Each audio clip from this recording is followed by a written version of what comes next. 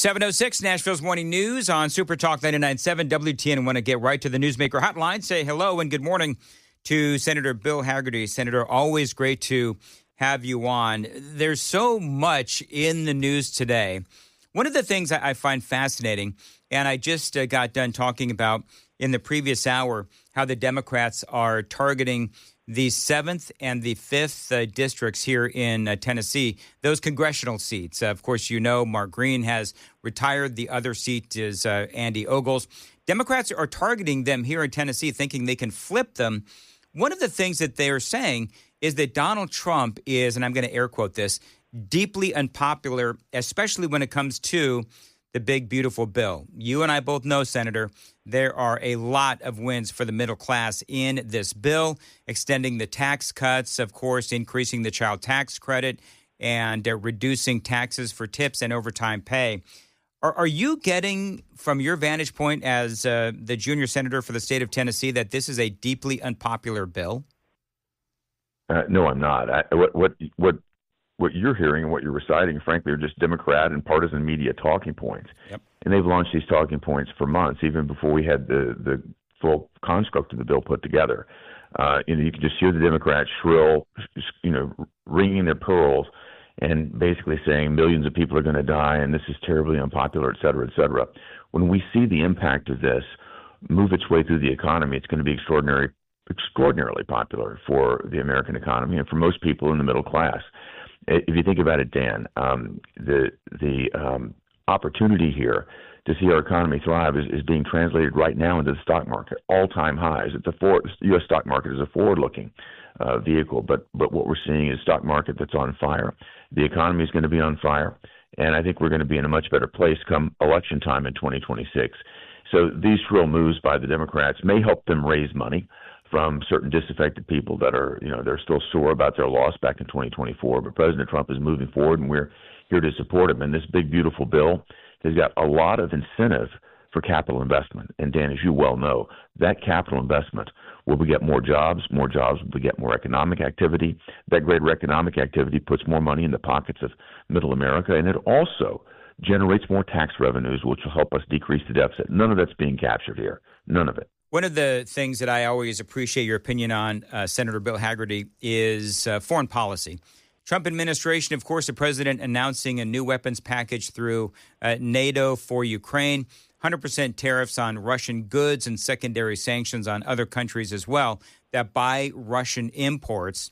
What are your thoughts on this? This is clearly a different situation than Biden simply giving Ukraine all of that weaponry. This is now going to be purchased through NATO. It's absolutely different. I was just on television on Mornings with Maria, talking to Maria Bartiromo about this very issue that you raised, Dan. And if you think about how different it is, it's night and day.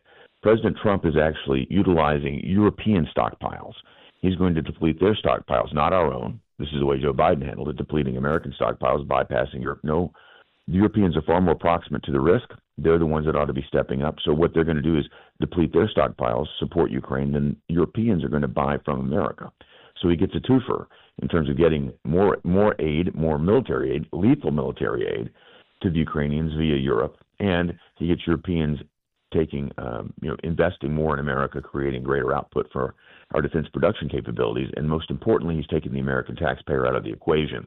The other thing that he announced was a 50-day timeline, meaning Vladimir Putin's got 50 days to bring this to a close. I think all you need to do, Dan, is ask the Iranians what President Trump's timelines mean. Remember, they crossed the 60-day timeline, and Israel hit them on day 61. President Trump means business. He's demonstrated his resolve. So I think this two-step motion of basically putting in place a timeline and also a vehicle to step up Ukrainian capabilities is going to demonstrate U.S. resolve to Vladimir Putin. President Trump is tired of dealing with him. He's tired of this dance, and he's ready to bring it to an end. And Vladimir Putin's got 50 days to figure this out. I know that there is a bill floating around in the Senate that would allow the president to actually impose 500% tariffs on any country that helps Russia. What do you think of that kind of a situation? Would you approve of such a deal? Here's the issue. I approve of giving the president whatever tools he needs to deal with Russia, but I want the president to be the one on the front lines calling those shots. When I worked in his prior administration, I was on the front lines with him dealing with Iranian sanctions. What I want to do is be supportive from the Senate, from the House, from the legislative branch, but I don't want to get ahead of him. So I think the public knows. I think Putin knows that we have this in our arsenal. We have this quiver in our capabilities here. But I think we need to let the president lead this negotiation. He's the one that's been able to put us on a completely different footing on so many of these situations. Just look at the Middle East. Let's let him lead, and let's be prepared to follow in full force as needed. One of the things I find fascinating about politics, of course, is, Democrat versus Republican and all those kinds of things. But one of the things that I find interesting, I spoke with a guy the other day about bipartisanship and wanting to find bipartisanship. And at the risk of leading the witness, I've got to ask, I mean, you're there in Washington, D.C., you're in the Senate, you're watching things. Is there any real possibility of Republicans reaching across the aisle to the Democrats who have been plotting our demise for like years now? It just doesn't seem like this is something that would actually even really be, depending on the topic, in our best interest. Well, it depends on the subject. I'll tell you this: we've had a tremendous bipartisan victory with the stablecoin legislation that I designed last year, and we brought it to the floor through a major battle with Elizabeth Warren. By the way, she's definitely opposed to it, but it's called the Genius Act. It's going to move through the House of Representatives this week. It should be on the president's desk by the end of the week. I expect him to sign it on Friday, and that is the result of solid bipartisan work. Again, this takes America's digital currency and puts us on a regulatory path of clarity. It actually will allow crypto technology to thrive here in America. I'm not talking about more speculative bitcoins here. I'm talking about stable coins, which are dollar-denominated digital assets that are backed dollar for dollar by U.S. Treasury securities. So what does that do? It basically moves our payment system into the 21st century, takes us off of the clunky system that was designed back in the 1970s and 80s that takes, as you know, Dan, 5 to 10 days to clear, particularly if it's an overseas transaction. That clearing happens almost instantaneously when you move it over to the blockchain. And what that does is that 5 to 10 days of working capital that's tied up in receivables and waiting to get paid immediately flows back to the entrepreneurs and businesses here in America. They can deploy that money, put it back into the economy, put it to work. That's positive. It also stimulates demand for U.S. Treasury securities. And I'd much rather have, independent stablecoin issuers owning Treasury securities than countries like China and Japan, which right now are the predominant owners. And finally, it extends dollar dominance across the world because most people would rather do digital transactions in U.S. dollars than any other currency. Had we set this one out, I think we ran the risk of having the Europeans and the Chinese take over. President Trump's going to sign this bill today that I led. Yep. That is going to be bipartisan and is going to take us into the 21st century in a way that's going to be very positive for America. So it's possible. It's absolutely possible. And I want to talk to you a little bit more about this, Senator. And by the way, yes, kudos to you. You got Kirsten Gillibrand on board and, of course, a Democrat. And also Tim Scott, you were the primary sponsor. I've got some questions about, number one, what Elizabeth Warren, what her problems or her issues were. And also, I want a little bit more clarification.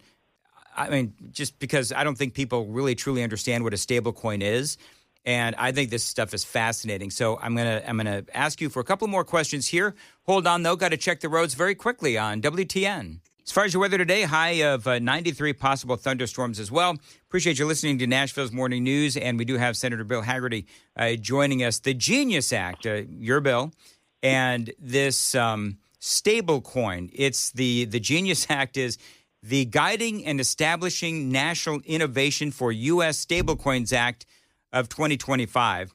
And so basically what these stablecoins are is this is sort of an online currency, and it is backed by the U.S. dollar. Is that's correct? By U.S. Treasuries or cash. But the important thing is, Dan, that it's stable. When it says stablecoin, that means it's stable. It's not speculative.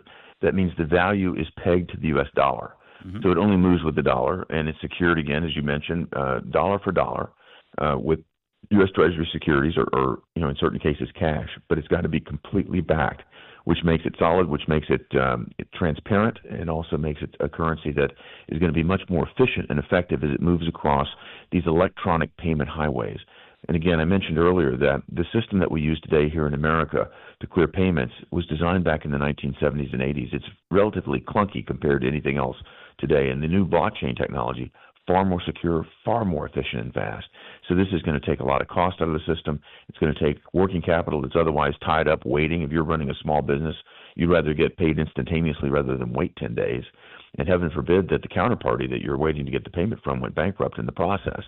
This takes a lot of risk out of the system, and it also takes a lot of cost out of the system. So very positive. Again, it makes it much easier to use the U.S. dollar as we move into the digital economy. And I think what it's going to do, Dan, is make the dollar, again, at the forefront of reserve currencies in the world. It's also going to clearly going to stimulate demand for U.S. Treasuries to back up these dollars. And with more demand for U.S. Treasuries, that's going to lower the price, meaning lowering the rate.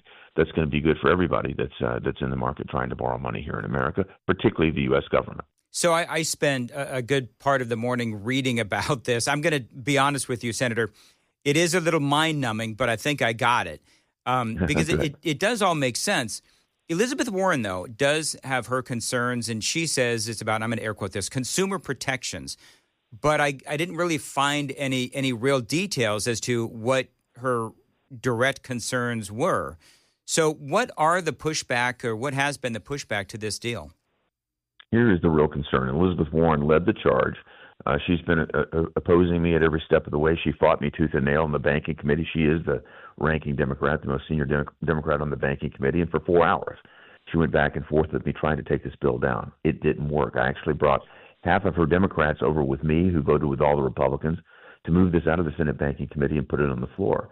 She's been fighting it tooth and nail since then as well. But the reason that she doesn't like it, I think at its very core, Dan, is the fact that this is a decentralized currency, meaning issuers can do this that are not the federal government. What she wants is a centralized digital currency, meaning that the federal government issues the currency, that all transactions flow through the federal government, that the federal government has visibility on every transaction. And just think about what we've seen with Operation Choke Point 2.0.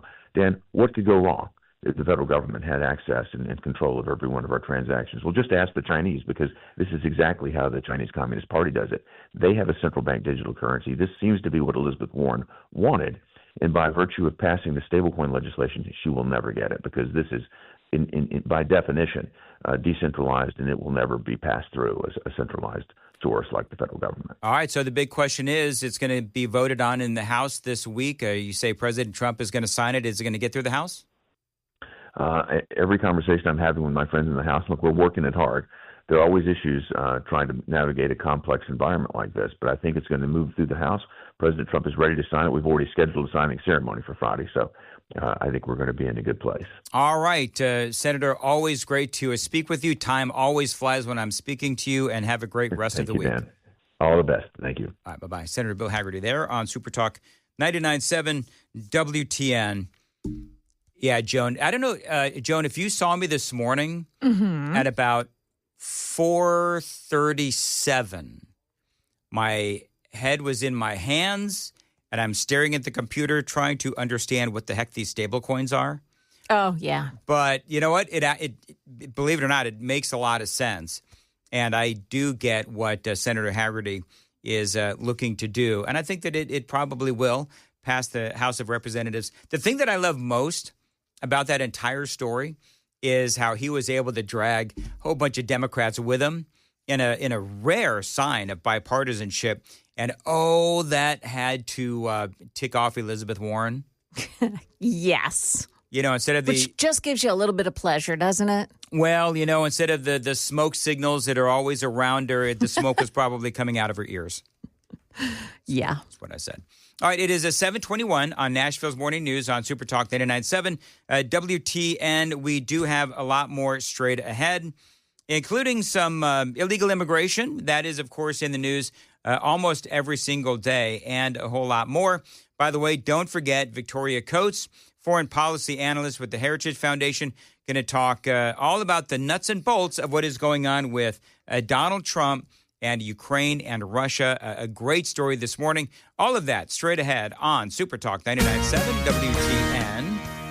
Joan Jones is in the WTN newsroom, and she's got the latest at 7:30. Joan. Yeah, Dan, Ghislaine Maxwell says she's holding a get-out-of-jail-free card, and she wants the Supreme Court to help her use it.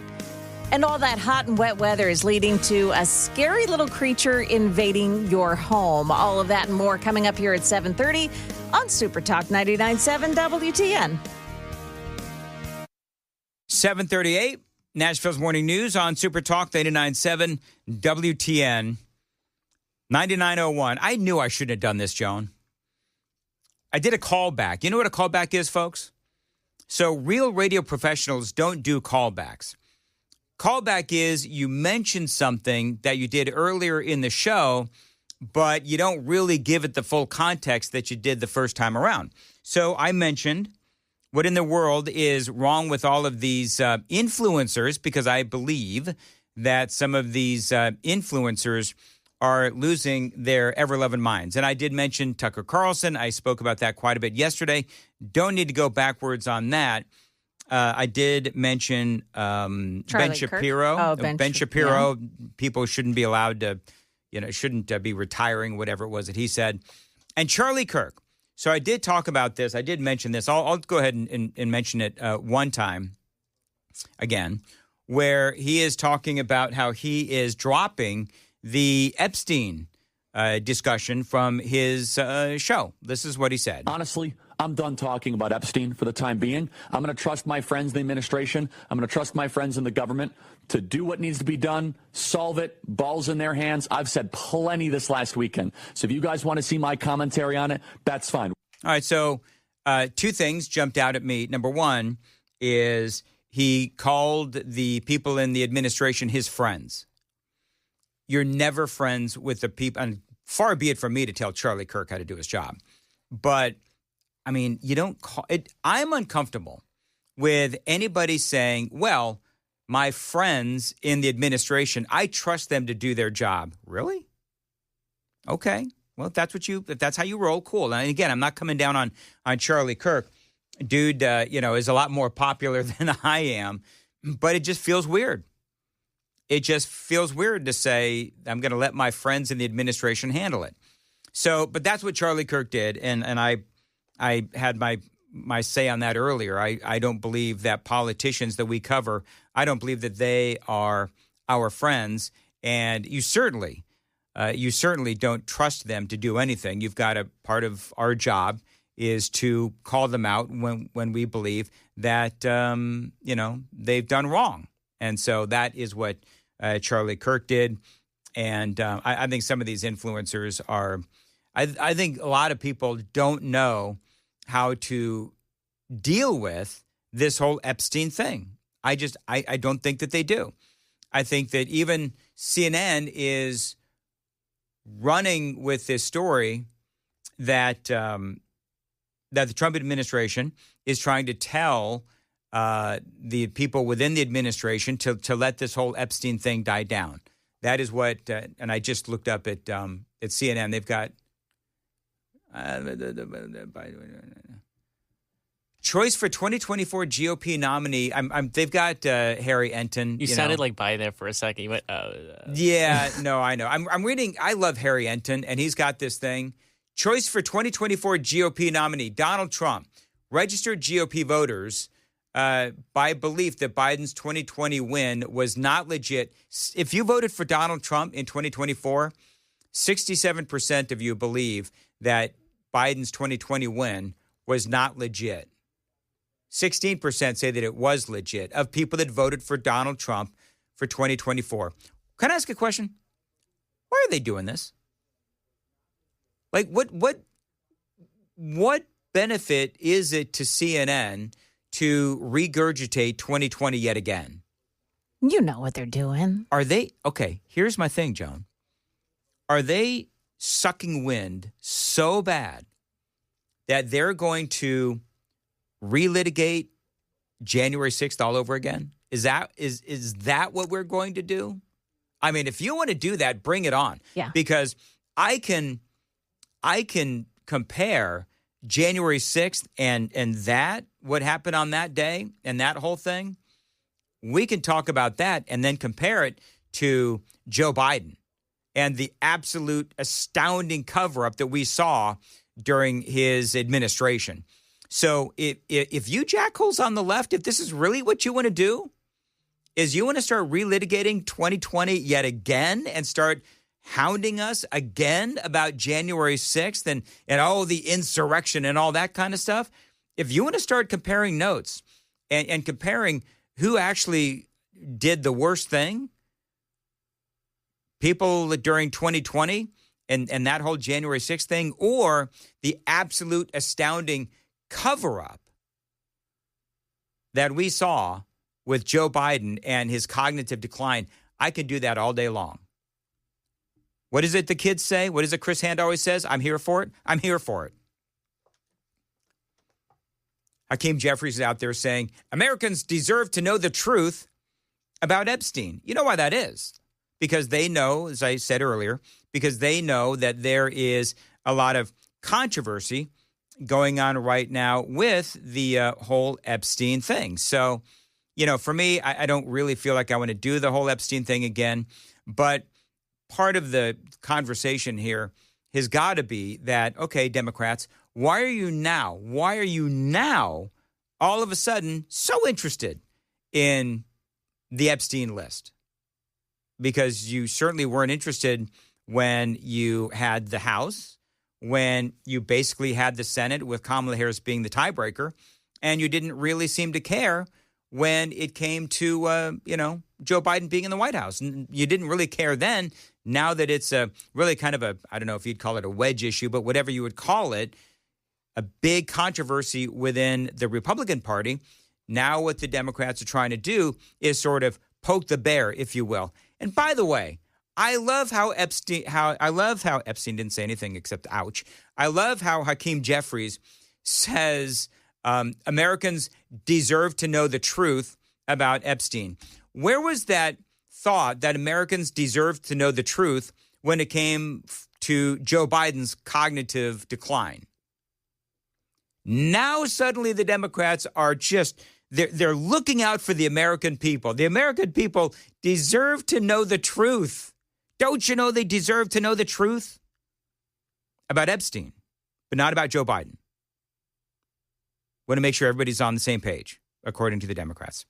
7:45, time to check the roads on WTN. As far as your weather goes, a high of 93, possible thunderstorms as well. Appreciate you listening to Nashville's Morning News on Super Talk 99.7 WTN. All right, in other news, you've got Donald Trump, his deal with Ukraine, a big message to Vladimir Putin. We've made a deal today where we are going to be sending them weapons and they're going to be paying for them. The United States will not be having any payment made. We're not buying it, but we will manufacture it and they're going to be paying for it. So there you have it. And again, I spoke to Senator Bill Hagerty about this earlier. The deal is going to send a ton of bombs and Patriot missiles to Ukraine through NATO. And so that is phase one. Phase two is that if these two sides cannot find peace, then Donald Trump is threatening to tariff Russia by 100%. And I think that we need to figure out whatever that financial penalty is, we've got to find it. We've got to figure out what tariff, what sanction would actually work against Russia, because we've been screwing around with Russia for, years now. And we cannot seem to find that sweet spot, if you will, where it is actually going to make an impact, a direct impact on Russia. And one of the things that they do, and this is, I'll ask Victoria Coates about this at 8:05, but one of the things that they obviously do is they have figured out a way to bypass our sanctions, and we'll see about the tariffs. But Donald Trump is also threatening the countries that buy Russian oil. That is a threat to India and China. Now, as everybody's talking about, this is a massive policy shift, but I do believe that this is one that is designed to end the war in Ukraine. It's peace through strength. We are very unhappy, I am, with Russia, but we're very, very unhappy with them, and we're going to be doing very severe tariffs if we don't have a deal in 50 days. Tariffs at about 100%. You'd call them secondary tariffs. You know what that means. As you know, we've spent $350 billion approximately on this war with Russia and Ukraine, and would like to see it end. It wasn't my war, it was Biden's war. It's not my war. I'm trying to get you out of it. And we want to see it end. And I'm disappointed in President Putin because I thought we would have had a deal 2 months ago, but it doesn't seem to get there. So based on that, we're going to be doing secondary tariffs if we don't have a deal in 50 days. It's very simple. And they'll be at 100%. All right, so you know what? We'll see what happens. Hakeem Jeffries, by the way, speaking of Hakeem Jeffries, he is out there and he is talking about wanting to make Donald Trump eat crow. House Minority Leader Hakeem Jeffries. He has been talking about this for a long time. Vladimir Putin has spent the entire year punking Donald Trump and the Trump administration. So as I said earlier in the broadcast, listen, they're going to continue on with this and let them have their talking point. But at least Donald Trump is trying to do this. But Hakeem and a lot of these folks on the left, they just won't shut up about it. Donald Trump promised many things to the American people and continues to betray the American people and break promise after promise after promise in a whole lot of areas, including Donald Trump's promise that there would be peace in Ukraine on day one of his presidency. Mm-hmm. How is that working out? So we're having fun earlier with Hakeem Jeffries. By the way, apparently I was wrong, Joan, when I said that Hakeem Jeffries is a garage band Obama. I guess they actually call him, is it a dollar store Obama? Is what they call Hakeem Jeffries? Dollar store Obama. I'd be okay with that. I would too. Now, we're having some fun earlier because Hakeem Jeffries, I don't know why they're trying to get this dude to, liken him to Obama. He's a Democrat and he's black. Policies, probably right on par. But he doesn't have the skills of a Barack Obama. As a matter of fact, when I was playing this earlier in the broadcast, I actually realized that Hakeem Jeffries, his voice, the way that he speaks, reminds me of this.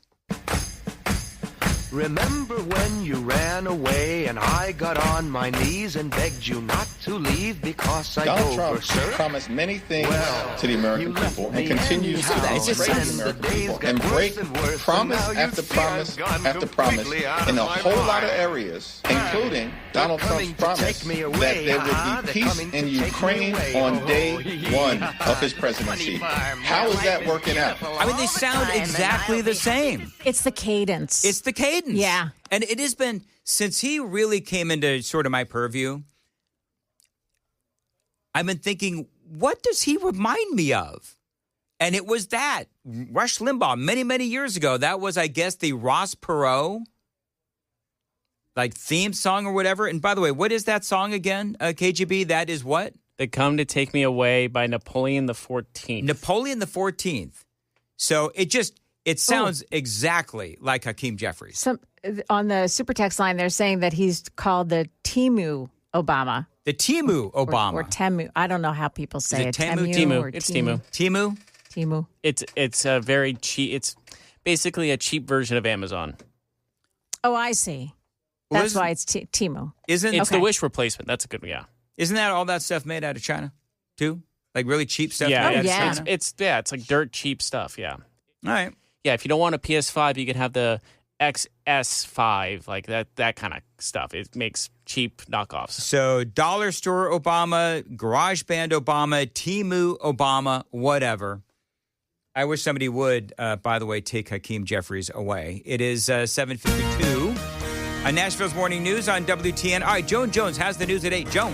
Yeah, as a Smyrna family is mourning the loss of their son, some advice on what to do if you end up in a road rage situation. Also, what happens now after the Supreme Court allows the Trump administration to conduct mass firings at the Education Department. Coming up here at 8 o'clock on Super Talk 99.7 WTN.